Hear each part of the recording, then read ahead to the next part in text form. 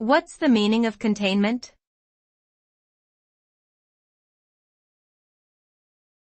Containment.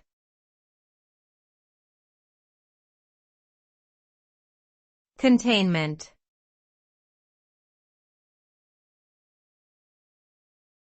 Containment.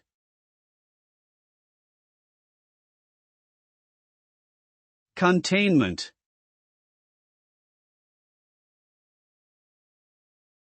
Containment refers to the action of preventing something dangerous or harmful from spreading beyond a certain boundary or limit. It is often used in the context of infectious diseases, where containment measures are taken to stop an outbreak from spreading further.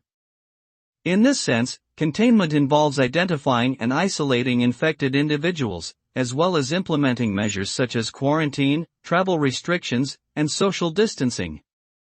The goal of containment is to slow or stop the spread of the disease, thereby reducing its impact on public health and minimizing the number of people affected.